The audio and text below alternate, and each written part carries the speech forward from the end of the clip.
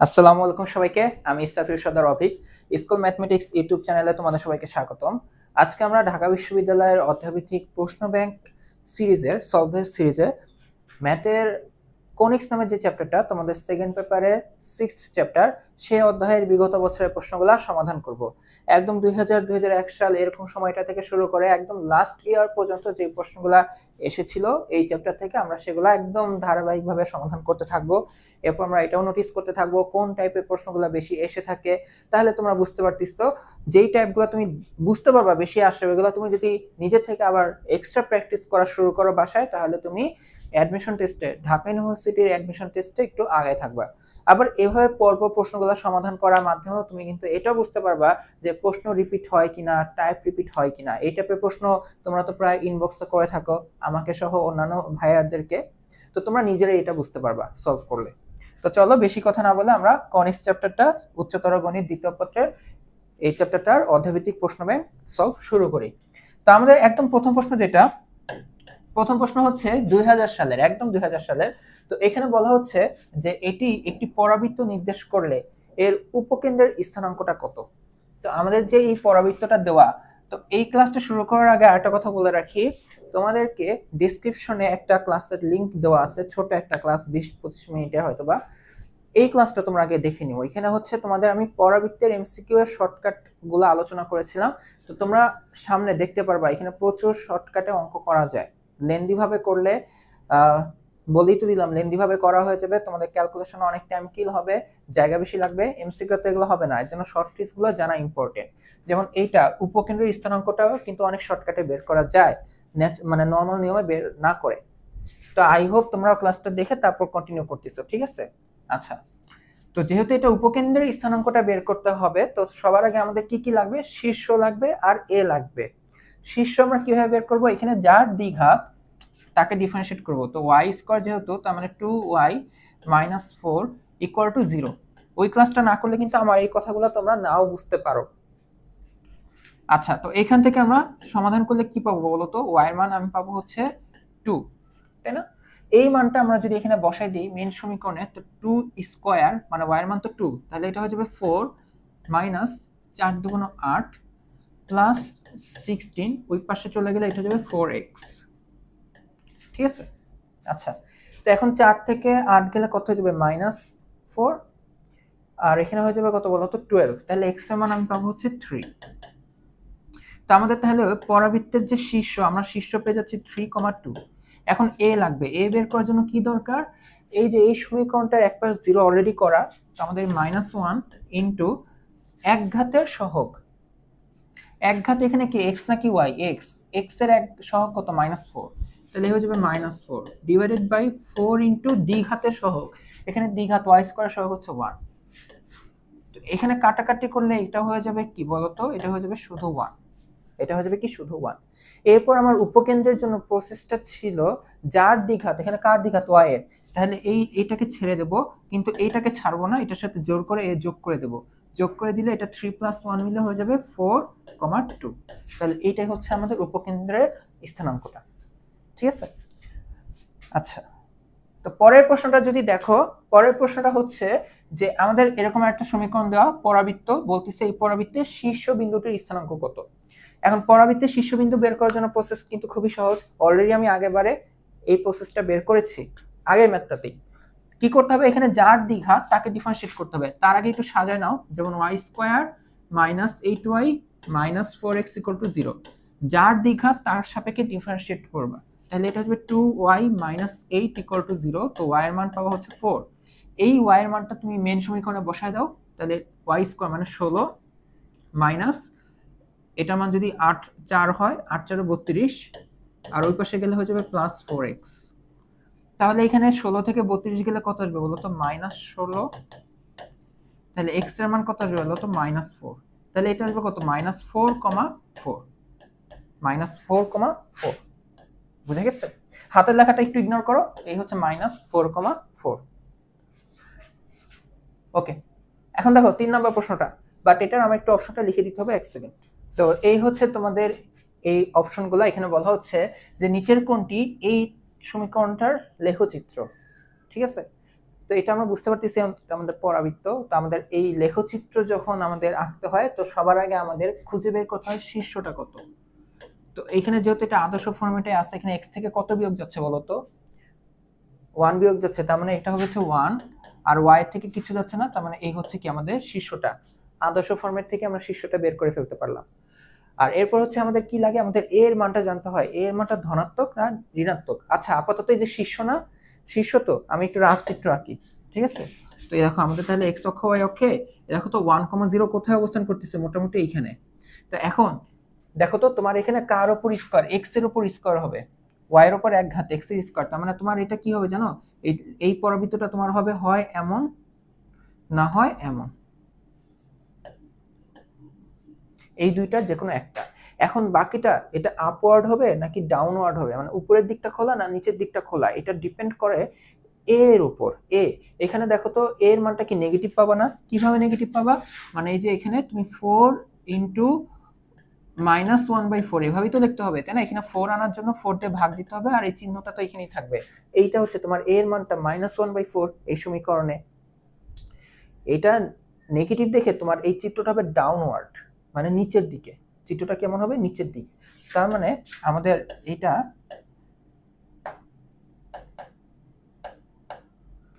Sorry, এটা হবে হচ্ছে এমন, বুঝতে পারছো? এই যে এরকম। তো এরকম কোন চিত্রটা আছে দেখো তো, এই 1 কে 1 দিকে, এটা তো -1 বাদ, এটা এটার মধ্যে, তার মানে বি নাম্বারটা কিন্তু এই যে শীর্ষ এখানে, এই যে x এর স্কয়ার দেখে x অক্ষকে এরকম স্পর্শ করতেছে, আর এটা ডাউনওয়ার্ড নিচের দিকটা খোলা, বুঝতে পারছো? আচ্ছা, তো আমরা পরের প্রশ্নে যাই। তো এখানে বলা হচ্ছে উপবৃত্তের উৎকেন্দ্রিকতা। আমরা মোটামুটি দেখলাম যে প্রথম তিনটা প্রশ্ন পরাবৃত্ত থেকে আসছে, পরে এখন একটা দেখতেছি যে উপবৃত্ত। তো এখানে বলা হচ্ছে উপবৃত্তের উৎকেন্দ্রিকতা। তো এই ক্ষেত্রে আমাদের কি হয়, যে আমাদের উপবৃত্তের সমীকরণ এভাবে নিয়ে আসতে হয় না বলতো? তো এইভাবে নিয়ে আসার পরে হচ্ছে আমার এ আর বি মানটা জানতে হয়। তো এখন এ আর বি এর মধ্যে যে কোনো একটা বড় হয় তো, তাই না, বৃহৎ অক্ষ ক্ষুদ্র অক্ষের কনসেপ্টে। তো উৎকেন্দ্রিকতা আমাদের কি আসবে সবসময়, বড়টার স্কয়ার মাইনাস ছোটটার স্কয়ার ডিভাইডেড বাই বড়টার স্কয়ার। তো তোমরা আর কি, সাপোজ এ যদি বড় হয় তাহলে এটা তোমরা যেভাবে শিখছো, A square minus B square divided by A square. যদি বি বড় হয় তাহলে যে এই কনসেপ্টে কি আসবে, এখানে কি এ গ্রেটার দেন বি হলে, আর যদি বি গ্রেটার দেন এ হয় তাহলে হবে কি বলতো, ই এর মানটা হবে হচ্ছে এমন, √বি square minus a square by b square. A greater than b হলে উৎকেন্দ্রিকতা এটা, আর বি গ্রেটার দেন এ হলে এটা হচ্ছে উৎকেন্দ্রিকতা। তো আমাদের তাহলে এই ফর্মেটে নেওয়ার জন্য 12 দিয়ে ভাগ করতে হবে। 12 দিয়ে যদি ভাগ করি তাহলে এটা হয়ে যাবে 1, তাহলে এখানে আসবে হচ্ছে 4, আর এখানে আসবে হচ্ছে 3। তার মানে বুঝতে পারতেছি যে a স্কয়ারের মান হচ্ছে 4 আর b স্কয়ারের মান হচ্ছে 3, তার মানে a বড় আর b ছোট। তাহলে আমার উৎকেন্দ্রিকতা কি আসবে ডাইরেক্ট বলো, a স্কয়ার কত 4 মাইনাস ছোটটার স্কয়ার 3 ডিভাইডেড বাই 4। তো এখানে আসবে 1, √4 এর মান কত 2, তাহলে आंसर কত বলো তো 1/2। বুঝতে পারছো? তো চলো আমরা এখন পরেরটা দেখি। এখানে বলা হচ্ছে এই পরাবৃত্তের শীর্ষবিন্দুর স্থানাঙ্ক। তো এই শর্টকাট তো আমরা শিখে আসছি, তাই না? যে ভিডিওটা ডেসক্রিপশনে দেওয়া ছিল, বারবার বলতেছি এটা কিন্তু দেখে নিও, তোমাদেরই উপকার হবে, তোমাদের অনেক উপকার হবে অ্যাডমিশন সিজনে। তো আমাদের কি করতে হবে, এর শীর্ষবিন্দু বের করতে হবে। তো এখানে আমরা আগে একটু সাজিয়ে নেব, যে y square plus 8y minus 2x plus 22 equal to 0। এখানে কোন চলকের দ্বিঘাত y এর, তো y এর সাপেক্ষে ডিফারেন্সিয়েট করলে এখানে আসবে 2y প্লাস 8 ইকুয়াল টু হচ্ছে 0। তো y এর মানটা আমি পাবো হচ্ছে -4। এই মানটা তুমি এখানে বসাই দিবা, তাহলে 4 4 16 মাইনাস 4 8 32, এই হচ্ছে 22, এই হচ্ছে 2x। তো এখন আমাকে বলো এখানে কত পাবো, 16 আর 32, তাই না? 16 আর 32, এখানে পাবো হচ্ছে -16, তাই না? -16 আর 22 যদি যোগ হয়, -16 আর 22 এর হচ্ছে কত বলো, 6 না? 6, তাহলে আবার 2 দিয়ে ভাগ দিলে x এর মান কত আসবে 3, তাহলে 3, -4।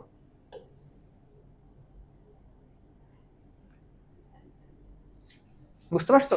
এই হচ্ছে 3, -4। আরে আচ্ছা, এখন দেখো 5-6 সেশনের একটা প্রশ্ন, 6 নাম্বার, উপবৃত্তের উৎকেন্দ্রিকতা।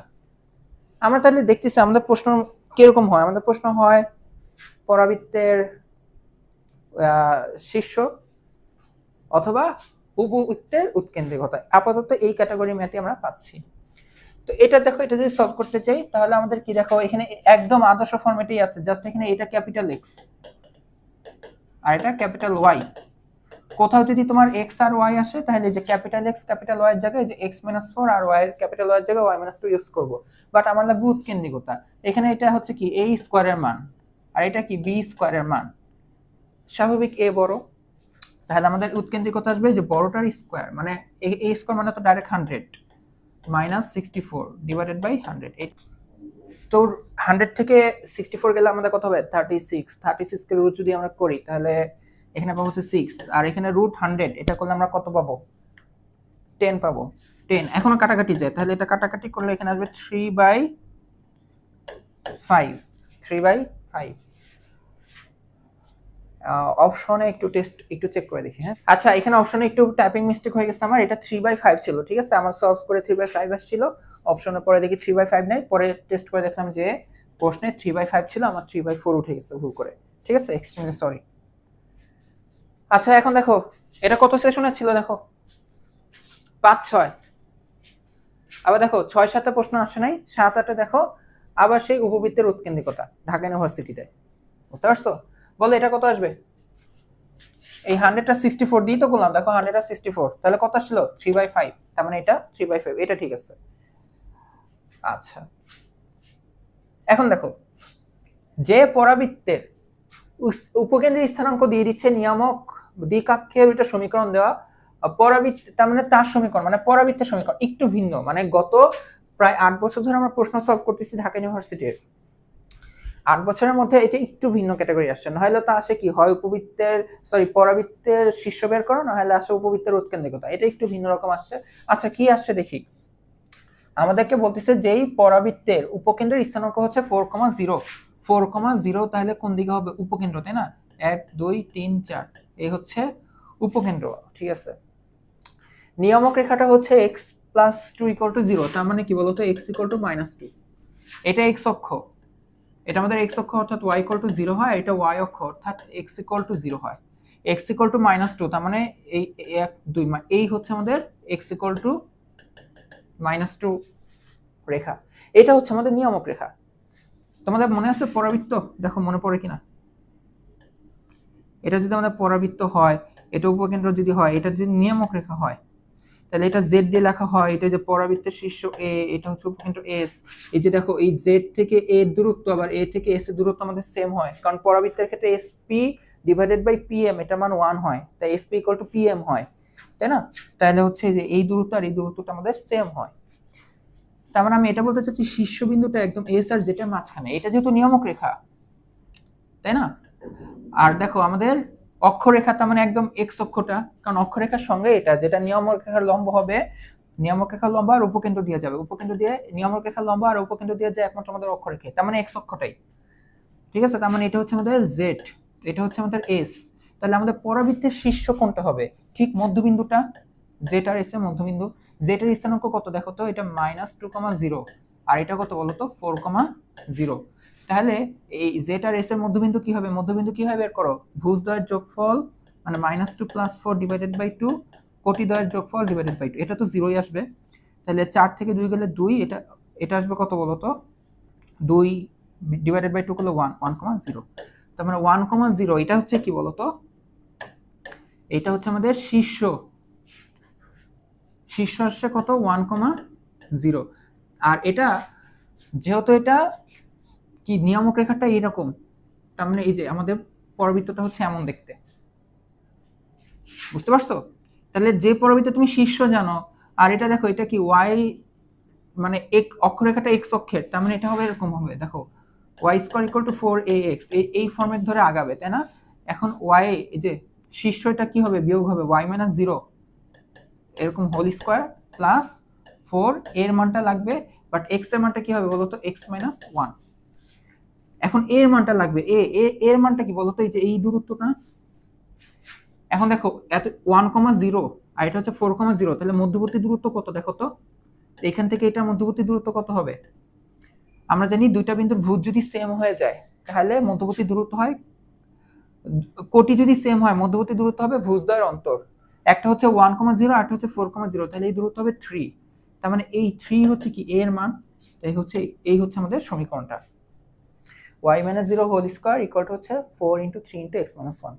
আমরা যদি তাকাই দেখি তো দেখো y স্কয়ার আর 3 4 কত দেখো তো 12।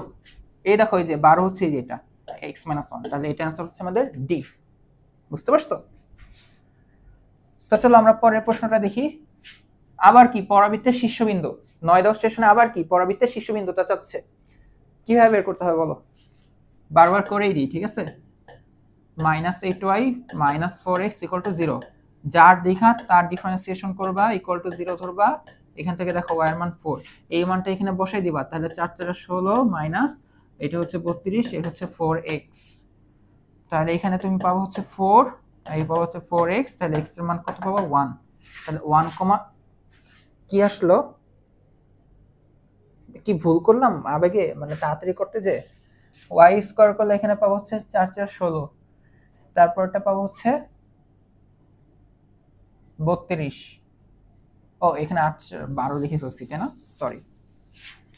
এই মানটা এখন এখানে যদি বসাই দিই তাহলে 4 4 পাবো হচ্ছে 16 আর 8 4 হচ্ছে 32 মাইনাস 4x টাকে এই পাশে লিখলাম 4x। তাহলে এখানে আমি পাবো হচ্ছে -16, এই হচ্ছে 4x। তাহলে দেখো কাটাকাটির পরে x = -4 পাবো। এই হচ্ছে ভুজ, এই হচ্ছে ভুজ, এই হচ্ছে কোটি। -4,4 হচ্ছে দেখো যে ডি নাম্বারটা। বুঝতে পারছো? এই দেখো এটাকে আবার করতে হবে। দেখো তো এটা এই যে 3/5, দেখো এগুলাকে বলা হচ্ছে ঢাকা ইউনিভার্সিটির প্রশ্ন কমন পাওয়া। বুঝছো? তুমি এই যে দেখো এই যে 100 আর 64 দিয়ে অঙ্ক করছো, করে গেছো, এখন পরীক্ষা হলে তোমার এরকম ভাবে আসছে, তোমার এগুলো করাও লাগবে না। এরকম কয়েকটা ম্যাথ যদি তোমার পরীক্ষা হলে তুমি কমন ফেলাইতে পারো, এগুলো তোমার জন্য কত বড় যে ব্লেসিংস হবে তুমি ভাবতে পারবে না। তোমার কনফিডেন্স লেভেলটা এইখান থেকে এইখানে চলে যাবে। সত্যি কথা, কনফিডেন্স লেভেলটাই অন্য লেভেলে হয়ে যাবে যদি তুমি প্রথমেই দেখো তোমার কয়েকটা প্রশ্ন তোমার খুবই কমন পড়ছে, তুমি 1 সেকেন্ডের মধ্যে দাগাই ফেলছো অ্যান্সার। বুঝতে পারছো? অ্যান্সার মুখস্থ করতে কেউ বলতেছে না, তুমি প্র্যাকটিসে থাকবা। যদি কোনোটা কমন পড়ে যায় তুমি ঠাস করে যেন দাগাই দিতে পারো, এইগুলাতেই তুমি আগে যাবা। এখন ধরো তুমি ঢাকা ইউনিভার্সিটির, তুমি জানো এই কনসেপ্ট জানো, উৎকেন্দ্রিকতা কিভাবে বের করতে হয় কনসেপ্ট জানো, থিওরি জানো, ভালো কথা।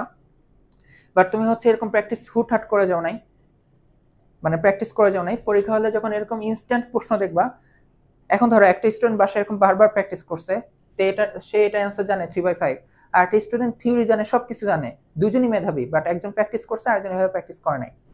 সে কিন্তু পরীক্ষা হলে এটা যে প্র্যাকটিস করে নাই, সে কিন্তু এটা কি করবে বলতো, রাফে বের করতে যাবে। রাফে বের করতে যে টাইম কি হবে, এটা খারাপ সেটা বলতেছি না, তারপর সেটা দাগাবে। বাট যে প্র্যাকটিস করছে সে কিন্তু এতক্ষণে দেখা যাবে কি এইটা দাগায় অন্য প্রশ্নে চলে গেছে, সেই পরীক্ষায় হলে আগায় যাবে। বুঝতে পারছো? এর জন্যই বলা হয় যে প্রশ্ন বারবার প্র্যাকটিস করতে হয়। কোন টাইপের প্রশ্ন? যেই টাইপের প্রশ্ন পরীক্ষায় আসে, যেই টাইপের প্রশ্ন পরীক্ষায় আসে। তোমার যদি ঢাকা ইউনিভার্সিটি টার্গেট হয় তাহলে তোমার এই ঢাকা ইউনিভার্সিটি বেস লেখাপড়া তোমাকে করতে হবে। বুঝতে পারছো? কারণ পড়ালেখা মানে তোমাদের ইন্টারে কিন্তু কনসেপ্টের শেষ নেই, অনেক কনসেপ্ট, তুমি কত ম্যাথ করবা বলো তো? তোমাকে টার্গেট সেট করে ওই টার্গেট অনুযায়ী প্র্যাকটিস করে তারপর তোমাকে আগায় থাকতে হবে। বুঝতে পারছো? এই দেখো পরাবৃত্তের শীর্ষবিন্দু, এই যে তুমি শীর্ষবিন্দু বের করার কনসেপ্টটুকুই খালি যদি জানো, মনে করো যে কনিক্সের সব ট্রিক্স বাদ, তুমি খালি এই একটা কনসেপ্ট জানো পরাবৃত্তের শীর্ষবিন্দু কিভাবে বের করতে হয়, বারবার দেখতেছো এটাই আসতেছে, তুমি যখন পরীক্ষা হলে যে দেখবা যে শীর্ষবিন্দু বের করতে আসছে আর তুমি জানো যে তুমি এই কনসেপ্ট জানো, তোমার কনফিডেন্স লেভেলটা এমনি, তোমার পরীক্ষা তখন এমনি ভালো হয়ে যাবে। বুঝতে পারছো? তো এটা কি বলো, করবো না এসডব্লিউ? কনফিডেন্স বেড়ে গেছে তো এই জন্য এসডব্লিউ। আচ্ছা, তো এখন দেখো 12 নম্বর প্রশ্নটা, এটা হচ্ছে উপবৃত্তের উৎকেন্দ্রিকতা। বলো, একই টাইপের প্রশ্ন বারবার আসতেছে, তার মানে তোমরা বুঝতেছো যে এই যে 12-13 সেশন পর্যন্ত আসার, এই সেশন পর্যন্ত প্রশ্ন সলভ করে আসার পর তোমরা বুঝতে পারতেছো যে ঢাকা ইউনিভার্সিটির জন্য সব থেকে কনিক্সের জন্য, মানে ঢাকা ইউনিভার্সিটির জন্য কনিক্সের কোন টপিকটা সব থেকে বেশি হাইলাইটেড। তোমাকে যদি এখন দেওয়া হয় যে তোমার কালকে ঢাকা ইউনিভার্সিটির পরীক্ষা, তোমাকে কনিক্সের উপর একটা দুটো এমসিকিউ তুমি জানো যে আসতে পারে বা আসবে, এরকম একটা গ্যারান্টি আছে, তুমি তাহলে কি সলভ করবা? তুমি কি একদম ওই কমপ্লিকেটেড মনে করো যে ওই জয়কুলির থেকে একদম টাফেস্ট ম্যাথ যেটা সেটা, তারপরে হচ্ছে তোমার ধরো যে আরো কেতাবুদ্দিন স্যারের বই থেকে তুমি কঠিন যে একদম মানে একটা সুড়ঙ্গ যেটা পরাবৃত্ত আকৃতির শেপ, ওইটার ভিতর দিয়ে একটা ট্রেন ঢুকতেছে মেট্রো রেলের মতন, ঢুকতে পারবে কি এই টাইপের ম্যাথ করবা? এগুলা করবা নাকি যেগুলা বারবার আসতেছিল হাতে কলমে ক্যালকুলেশন করে শেষ করা যায়, নাকি এগুলা করবা বলো? তো এটাই আর কি, মানে ওই কঠিন ম্যাথ শেখাটা আমি অ্যাপ্রিসিয়েট করি, বাট ওইটা যখন শেখা দরকার তখন, আর যখন তোমার এখানে চান্স পাওয়াটা দরকার তখন এখানে যেই ক্যাটাগরি ম্যাথ আসে ওইগুলো তোমাকে আগে প্র্যাকটিস করতে হবে, বুঝতে পারছো? তুমি যদি এগুলো প্র্যাকটিস করার পরে পর্যাপ্ত টাইম পাও, তারপর তুমি কমপ্লিকেটেড যত ডিপে যেতে পারো যাবা। আবার আরেকটা কথা বলে রাখি, আমাদের ব্রেন কিন্তু সবকিছু নিতে পারে না, খুব কম টাইমের মধ্যে এতগুলো পড়ালেখার প্রেশার কিন্তু আমাদের ব্রেন নিতে পারে না। তো এটাও কিন্তু বুঝতে হবে যে আমার ব্রেন এটা নিতে পারতেছে নাকি পারতেছে না। তুমি শিখতেছো কঠিন ম্যাথ নিয়ে, তুমি ঘন্টার পর ঘন্টা ভিডিও দেখতেছো, লেকচার দেখতেছো, বাট তুমি একদিন পরে ভুলে যাচ্ছ, ওইটাকে ক্যারি করতে পারতেছো না, তাহলে তো লাভ নাই, তোমার টাইম ওয়েস্ট হচ্ছে। তখন আগে এগুলা ফোকাস করবা, এগুলা তুমি যদি নিতে পারো, এগুলাতে এক্সপার্ট হয়ে যাও, তখন তুমি কঠিনের দিকে আগাবা, ঠিক আছে? আচ্ছা, তো এটা দেখো উপবৃত্তের উৎকেন্দ্রিকতা, তো এটা কি করতে হবে বলো তো? 15 দিয়ে ভাগ দিতে হবে না? তো 15 দিয়ে যদি ভাগ দেই তাহলে এখানে পাবো 5, এখানে পাবো হচ্ছে 3, হচ্ছে 1। তো a স্কয়ারের মান 5, b স্কয়ারের মান 3, তাহলে উৎকেন্দ্রিকতা বলো। a স্কয়ার মানে 5 মাইনাস 3 ডিভাইডেড বাই 5, তাহলে √2/5। এই হচ্ছে সি নাম্বারটা হচ্ছে আমাদের অ্যান্সার। এরপর দেখো উপকেন্দ্রিক লম্বের দৈর্ঘ্য যাচ্ছে, কিসের? উপকেন্দ্রিক লম্বের দৈর্ঘ্য। এটা কিন্তু তোমাদের ওই যে শর্ট ট্রিক্সে শেখানো হয়েছিল যে সবথেকে বড় দুইটা নিয়ম, তাই না? ওই যে ডেসক্রিপশনে যে ভিডিওর কথাটা বলছিলাম, সবথেকে বড় নিয়মটা ছিল হচ্ছে যে উপকেন্দ্রিক লম্বের দৈর্ঘ্য, উপকেন্দ্রিক স্থানাঙ্কটা বের করা। এটা বড় না, উপকেন্দ্রিক স্থানাঙ্কটা বের করা সবথেকে বড় ছিল, আর নিয়ামক রেখার সমীকরণটা বড় ছিল। বাট এই যে এটাও কিন্তু একটা সূত্রের মাধ্যমে বের করছিলাম আমরা। কিরকম ছিল সূত্রটা? যে এক পাশ 0 করে নিবা, তাহলে যে এই উপকেন্দ্রিক লম্বের দৈর্ঘ্য এটা কি আসবে বলতো? -1 ইন্টু এক ঘাতের সহগ, এখানে এক্স আর ওয়াই এর মধ্যে এক ঘাতকে ওয়াই, এক ঘাতের সহগ কত বলতো? 12। আর এখানে আসবে দ্বিঘাতের সহগ, মানে এক্স স্কয়ারের সহগ কত? 1। তাহলে অ্যান্সার কত বলতো? -12 আসতেছে, বাট মডুলাস দিয়ে 12 লিখতে হবে। তাহলে এটা অ্যান্সার হচ্ছে আমাদের এ। আই হোপ তোমরা জিনিসটা বুঝতে পারছো। আচ্ছা, এখন দেখো এটা হচ্ছে তোমাদের পরাবৃত্তের নিয়ামকের সমীকরণ। শর্ট ট্রিক্স যেহেতু আমি তোমাদের এর আগে দেখাই দিচ্ছি, এটা একবার নিজেরা প্র্যাকটিস করে দেখবা, ঠিক আছে? ওই যে ওই ট্রিক্স অনুসারে প্র্যাকটিস করে আমাকে তারপর দেখাবা। ও সরি। আচ্ছা, তো দেখো এখন আমাদের 16-17 সেশনের প্রশ্ন, 15 নম্বর প্রশ্ন। এই পরাবৃত্তের শীর্ষবিন্দু কত হবে? আমি কিন্তু অনেকগুলো একই রকম সলভ করে দিচ্ছি। এটাও কি আমাদের বলতো? SW, ঠিক আছে? আচ্ছা, এখন দেখো তোমাকে এরকম একটা উপবৃত্ত দেওয়া হচ্ছে, উপবৃত্ত, ঠিক আছে? এখন বলা হচ্ছে বৃহৎ-অক্ষ ও ক্ষুদ্র-অক্ষের দৈর্ঘ্য যথাক্রমে, তার মানে a আর b এর মানটা জানতে হবে। সিম্পল, কি করতে হবে? 2 দিয়ে ভাগ দাও, তাহলে 2 দিয়ে ভাগ দিলে তুমি কি পাবো দেখো তো? 2 দিয়ে যখন তুমি ভাগ দিবা, তো এখানে 2 হয়ে যাবে, তো y²/2 এই হচ্ছে 1, তাই তো? তো এখন এটাকে কি করতে হয় আমাদের? এভাবে সাজাতে হয় না যে 1/2 এই হচ্ছে y²/2 = 1। তো a স্কয়ারের মান হচ্ছে হাফ, আর b স্কয়ারের মান হচ্ছে কি বলতো? 2। তো আমরা তো বুঝতে পারতেছি b এর মানটা বড়, a এর মানটা ছোট, কারণ কি a হচ্ছে 1/√2 আর b হচ্ছে আমাদের কি বলতো? শুধু √2। বুঝে গেছে? a হচ্ছে 1/√2, b হচ্ছে √2। আর একটু ভালো করে বলি, a স্কয়ারের মান হচ্ছে হাফ, b স্কয়ারের মান 2, তাহলে অবশ্যই a ছোট b বড়, তাই না? তো এখন আমাদের বলতেছে বৃহৎ অক্ষ আর ক্ষুদ্র অক্ষের দৈর্ঘ্য। বৃহৎ অক্ষ আমাদের কি বলতো? তাহলে এখানে যেহেতু b বড়, তাহলে বৃহৎ অক্ষটা হচ্ছে 2b আর ক্ষুদ্র অক্ষটা হচ্ছে 2a।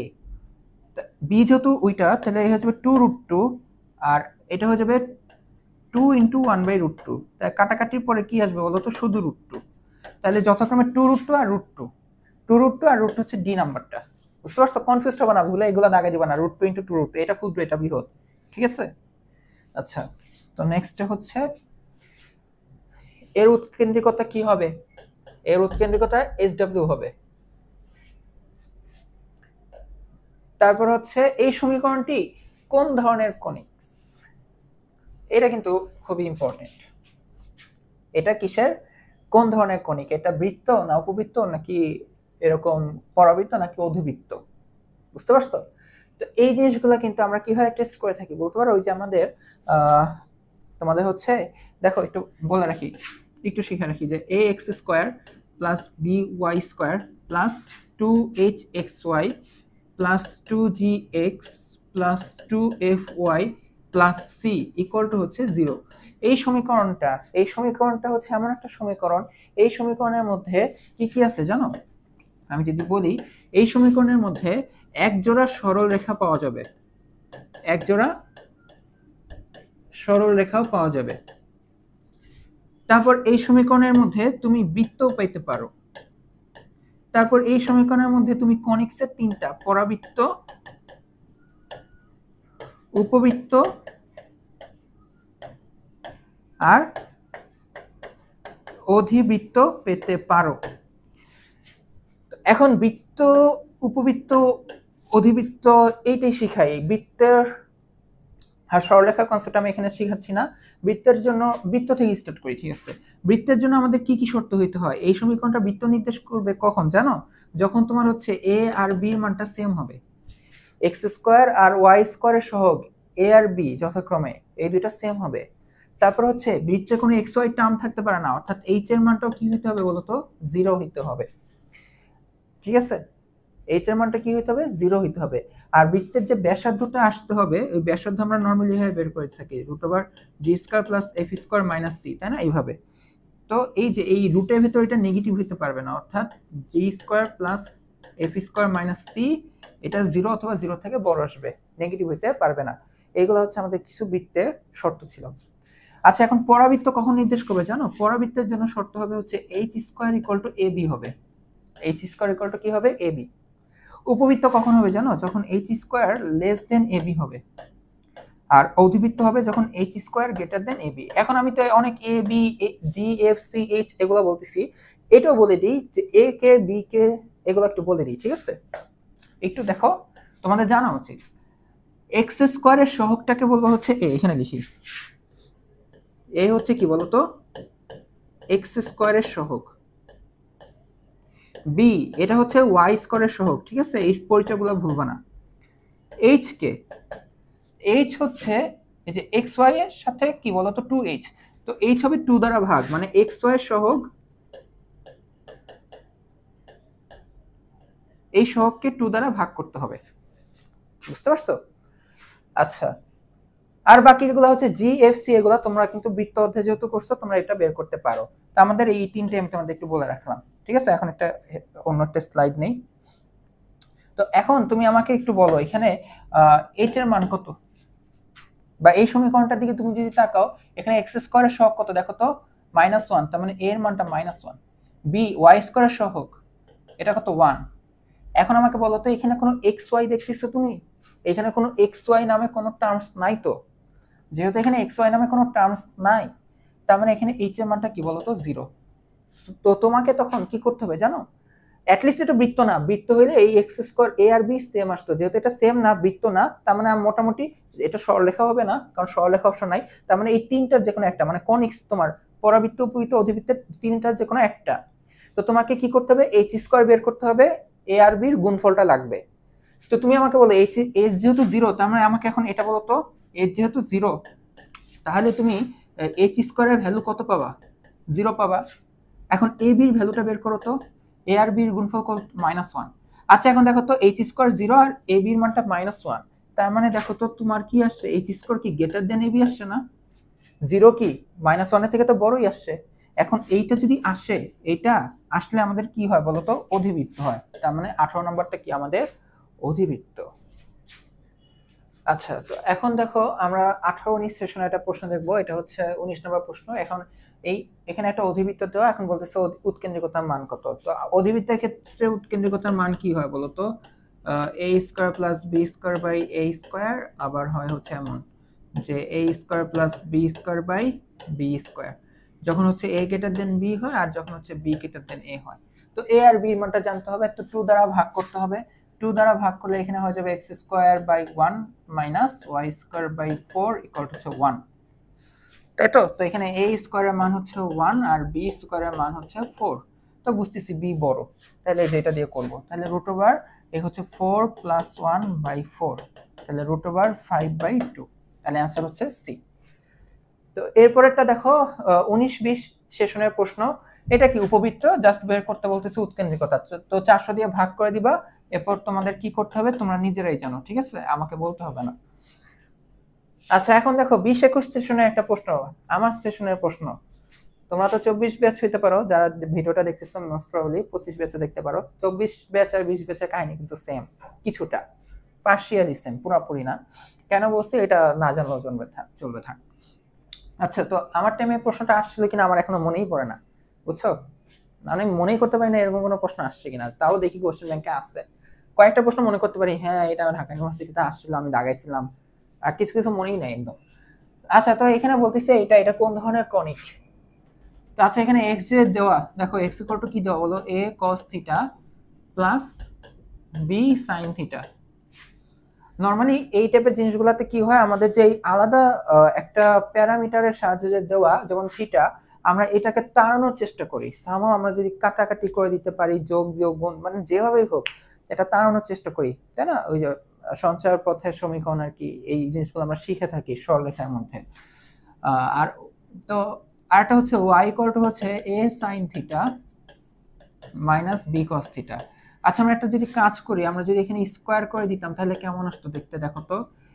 এ square cos square theta plus 2ab sine theta cos theta plus B square sine square theta.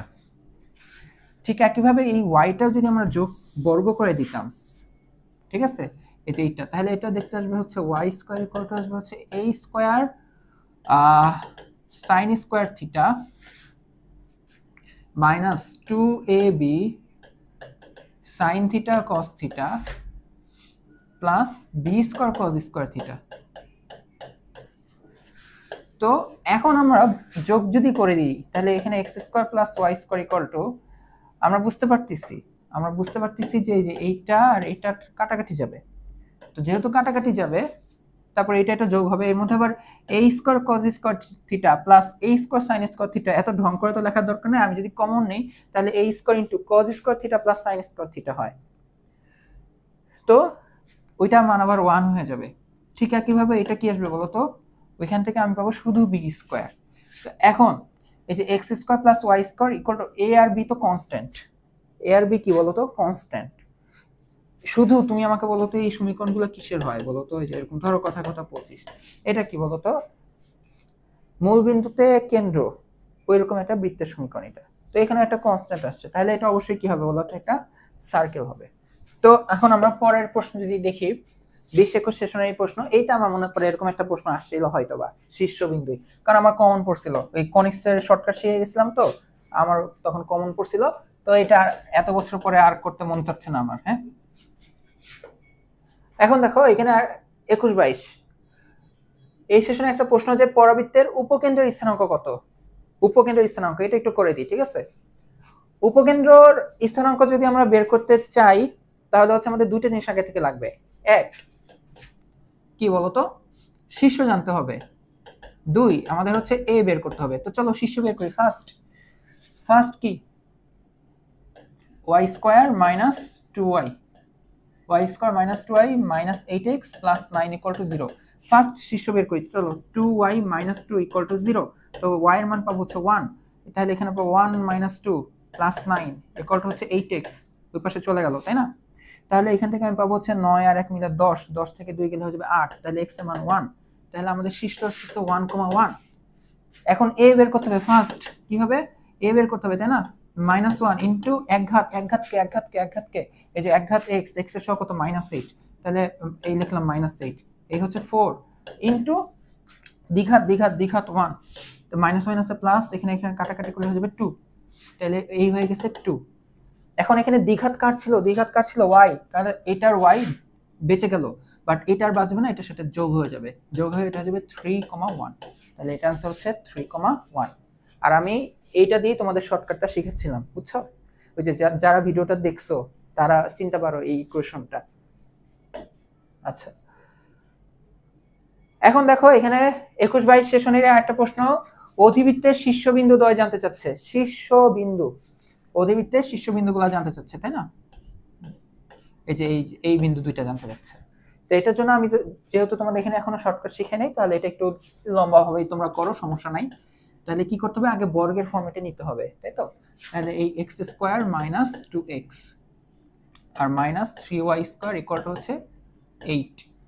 তো এখন আমি যদি বর্গের সূত্রে ফেলতে চাই তো 2x এখানে প্লাস 1 দিতে হবে আর মাইনাস 3y স্কোয়ার, তো এখানে তাহলে 9 লিখতে হবে, এই 1টা এখানে যোগ হবে, তাহলে এটাকে লেখা যাবে x minus 1 whole square minus 3y square by 9। তো 9 দিয়ে যদি ভাগ দিই, এই হচ্ছে 9 দিয়ে ভাগ দিলাম, তো 9 দিয়ে যদি ভাগ দিই তাহলে 3 তিরিকা 9, 3 to 1 হয়ে যাবে, তাই তো? তার মানে আমরা বুঝতে পারতেছি এটা হচ্ছে আমাদের a স্কোয়ারের মান, এটা হচ্ছে আমাদের b স্কোয়ারের মান, আর এই হচ্ছে দেখো আমাদের ক্যাপিটাল x কি আসতেছে বলো তো, x মাইনাস 1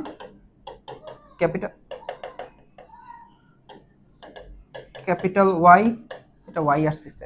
তা আমাদের নরমালি কি বের করতে বলছে বলো তো, শীর্ষবিন্দু বের করতে বলছে। অধিবৃত্তের শীর্ষবিন্দুর যে ইয়াটা, এই শীর্ষ আমরা কিভাবে বের করি বলো, এটা আমরা বের করেছি a, 0 এর মাধ্যমে। এখানে কে বড়, a বড় না b বড় বলো, a বড় না b বড়, a বড়, এই কারণে তাহলে আমাদের শীর্ষবিন্দু আবার কি হয়, দুইটা হয়, তাই না, প্লাস মাইনাস a, 0। তো এই হচ্ছে প্লাস মাইনাস, তাই না, এর মান কত দেখো 3, তাহলে হচ্ছে এরকমটা আসবে প্লাস মাইনাস 3, 0। বাট এখানে এটা ভুজ, ভুজ বলতে বসবে x মাইনাস 1, তাহলে x মাইনাস 1 ইকুয়াল টু হচ্ছে প্লাস মাইনাস 3, তাহলে x ইকুয়াল টু হবে হচ্ছে প্লাস মাইনাস 3 প্লাস 1। তো এটা যদি প্লাস 3 হয়, 3 প্লাস 1 মিলে তাহলে একবার হবে 4, আর যদি মাইনাস 3 হয়, মাইনাস 3 প্লাস 1 মিলে কি হবে বলো তো, মাইনাস 3, আর প্লাস 1 মিলে হবে হচ্ছে মাইনাস 2, আর এই y এর মান তো 0, তার মানে এটা 0, একটা মাইনাস 2, 0। এখন আমি যদি দেখি 4, 0 আর মাইনাস 2, 0 হচ্ছে ডি নাম্বারটা, তাহলে এই হচ্ছে আমাদের ডি নাম্বারটা হচ্ছে অ্যান্সার। আচ্ছা, তো এখন হচ্ছে আমরা 25 নম্বর প্রশ্ন সলভ করব। এটা 21, 22। আচ্ছা, 21, 22 এর প্রশ্ন কবে থেকে সলভ করতেছি, এটা 21, 22, এটাও 21, 22, এটাও 21, 22, পরেরটা কোনটা, আচ্ছা না, তার মানে 21, 22 তিনটা প্রশ্ন আসছে, 21, 22 সেশনে কনিক্স থেকে তিনটা প্রশ্ন আসছে, 15টা প্রশ্ন আসছে ঢাকা ইউনিভার্সিটির কনিক পরীক্ষায়, মোট 15টা প্রশ্নের মধ্যে 3টে আসছে কনিক্স থেকে। আচ্ছা ঠিক আছে, এখন এখানে বলা হচ্ছে একটা উপবৃত্তের উপকেন্দ্রিক লম্বের দৈর্ঘ্য বৃহদাক্ষের দৈর্ঘ্যের অর্ধেক। আচ্ছা, উপকেন্দ্রিক লম্বের দৈর্ঘ্য আর সূত্রটা কি বলতো, যদি তুমি জানো যে a গ্রেটার দেন b, তখন আমাদের উপকেন্দ্রিক লম্বের দৈর্ঘ্যটা আসে কি বলতো, তখন আসে 2b স্কয়ার বাই a, আর যখন আমরা জানি যে b গ্রেটার দেন a হয় তখন আমাদের কি আসে 2a স্কয়ার বাই b। আচ্ছা, একটা নিয়ে আগাবো আমরা, হ্যাঁ, এগুলো নরমালি আমরা একটা নিয়ে আগাই, তোমাদের বই কিন্তু অনেক ম্যাথ আছে এটা নিয়ে, এরকম কনসেপ্টের। এটা নিয়ে আগে যদি ধরে নিচ্ছে আমাদের বৃহদাক্ষটা হচ্ছে a, মানে 2a x অক্ষ বরাবর, হ্যাঁ। এখন এই উপকেন্দ্রিক লম্বের দৈর্ঘ্য বৃহদাক্ষের দৈর্ঘ্যের অর্ধেক, তো আমরা তো ধরে নিচ্ছি আমাদের বৃহদাক্ষ 2a, তাহলে আমরা বলতেছি যে 2b স্কয়ার বাই a বৃহদাক্ষের দৈর্ঘ্যের অর্ধেক মানে কি বলতো a। তার মানে আমরা দেখতে পাচ্ছি যে কি লেখা যায় বলতো, a square equal two 2b square লেখা যায়। আমাদের চাচ্ছে উৎকেন্দ্রিকতা কত, ই, যেহেতু আমাদের এটা a গ্রেটার দেন b, তাহলে আমাদের উৎকেন্দ্রিকতা আসবে a square minus b square by a square. এখন দেখো a স্কয়ারের মান আমরা 2b স্কয়ার চালাই দিতে পারি, তাহলে 2b square minus b square by a square মান কি 2b স্কয়ার চালাই দেব, তাহলে দেখো তো 2b স্কয়ার থেকে b স্কয়ার গেলে কত হবে, শুধু b square divided by 2b square, b square কাটাকাটি যায় 1/√2, 1/√2 হচ্ছে b নাম্বারটা। বুঝতে পারছো? দেখো 23, 24 একদম লাস্ট ইয়ারের প্রশ্ন, ঢাকা ইউনিভার্সিটির একদম লাস্ট ইয়ারের প্রশ্ন। এটা দ্বারা নির্দেশিত কণিক কোনটি, এটা কিন্তু শিখেছিলাম তাই না, কোথায় জানি শিখালাম, দেখো তো তোমাদেরকে শিখাইলাম, এই যে, তাই না, এই যে বৃত্ত, পরবৃত্ত, উপবৃত্ত, অধিবৃত্ত কখন কি হবে এটা কিন্তু শেখানো হয়েছে। তো যেহেতু শেখানো হয়েছে তাও আমরা একটু করি, যেহেতু লাস্ট ইয়ারের প্রশ্ন একদম। তো এটার জন্য আমরা বুঝতে পারতেছি যে এটা যেহেতু x স্কয়ার মাইনাস 9 আর y স্কয়ার 16, তার মানে এটা ডেফিনেটলি বৃত্ত হবে না, হবে এই তিনটার মধ্যে যে কোনো একটা।